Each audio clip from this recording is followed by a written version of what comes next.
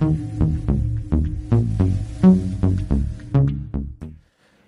this clip, I'd like to show you how to assemble the hanger of the bullet feeder of the collator and how to adjust it correctly so you get the initial starting angle of the plate, which you'd want to be at about 45 degrees. You may find that for some bullet types and some calibers you'd want to slightly change the angle, and that's the beauty of this new hanger in that it does allow you to set the angle as you may need it. Through experience, you may find that particularly for some rifle bullets you might want the collator to be at a slightly different angle, either a little higher or a little lower. This hanger system is universal and can be used to attach the collator on any side of the case feeder. That's very handy because on different machines you'll want to have the case feeder positioned differently. We'll get into that in a minute, but first let's look at the actual assembly of the parts.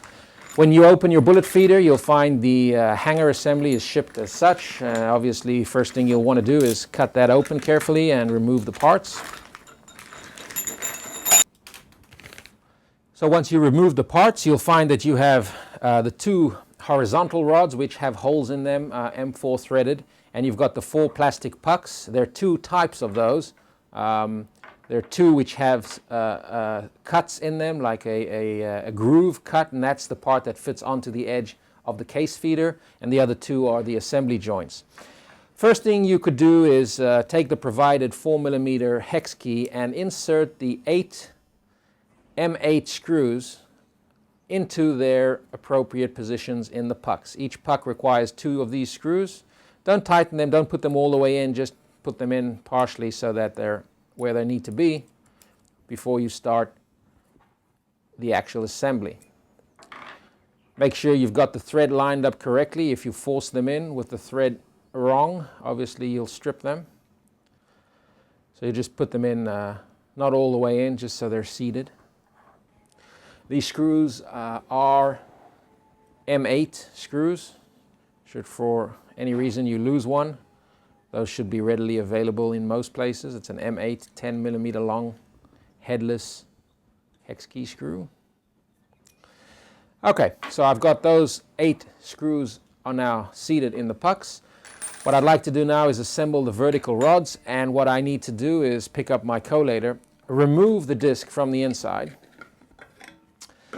and there you'll see the holes where the heads of those screws will fit. Now here, before you assemble the horizontal rods to the base of the collator, you might want to try and insert the screws first by hand or using a screwdriver just to make sure there's no burrs on the tips of those holes getting in the way. Once you run the screw in by hand and back it out, you should have no problem seating it and assembling it correctly to the base.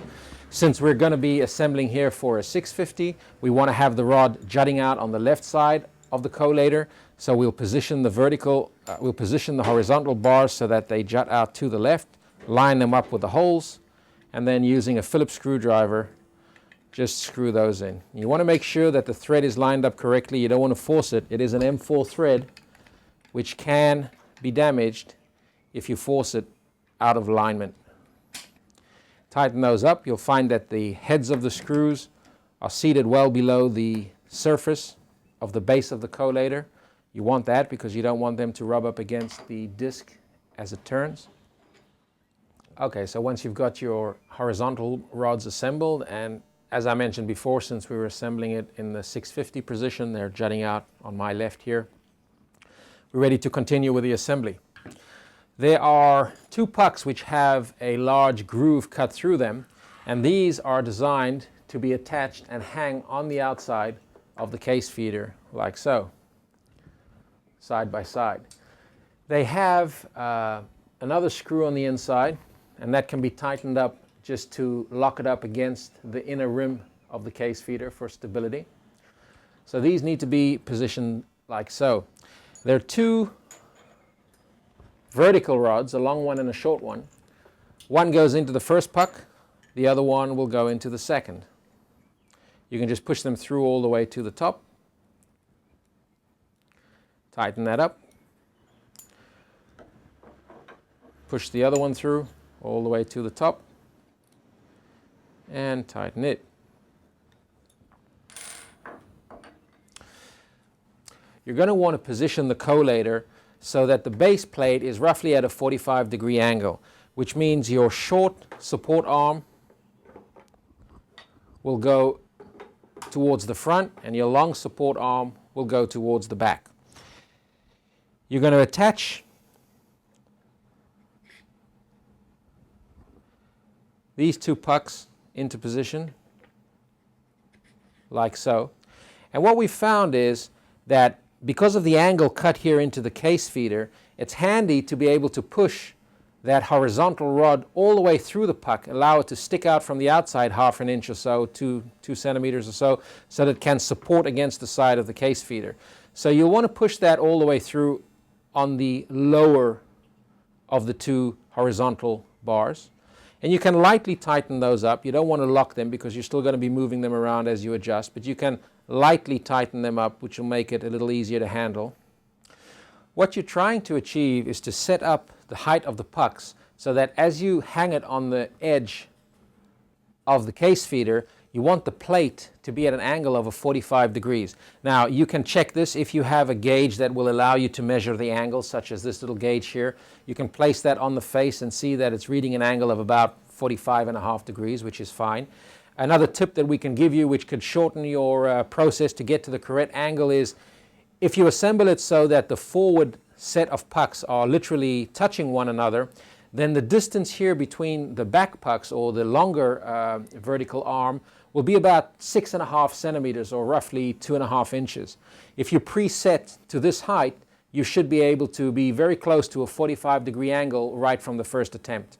When you have this in the right position, make sure that you tighten up all of the screws before you go any further, because they do need to be locked up firmly to ensure that the case feeder is stable and that it doesn't fall out of position while functioning. Once you're sure that all of your screws are nicely tightened up, the last thing to do, if you're satisfied with the position, and you'll note that this hanger allows you to position the case feeder, the bullet feeder, pretty much anywhere you like around the circumference of the case feeder. And that flexibility is very handy to get the device exactly in the right position so the output tube feeds cleanly to the tool head. You've got a little screw on the inside of these, and you can tighten this up against the inner rim of the case feeder just to stabilize the platform and make sure there's no movement or no wiggle between the parts.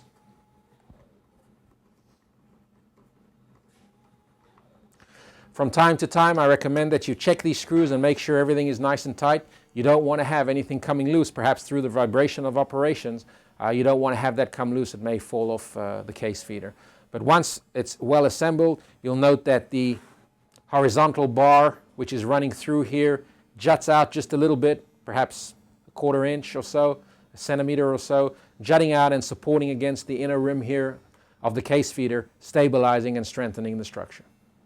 And this is how you set up initially, how you set up your case feeder, your bullet feeder hanging on the outer rim of the case feeder. One word of recommendation, we have found that the bullet feeder will feed reliably even if it's wobbling a little bit, as it tends to do on the edge of the case feeder. But it's always a good idea to make sure that your case feeder is as stable as possible, that your entire reloading machine platform is as stable as possible. That improves the performance of all the mechanisms in the reloading, from primers to brass to bullets.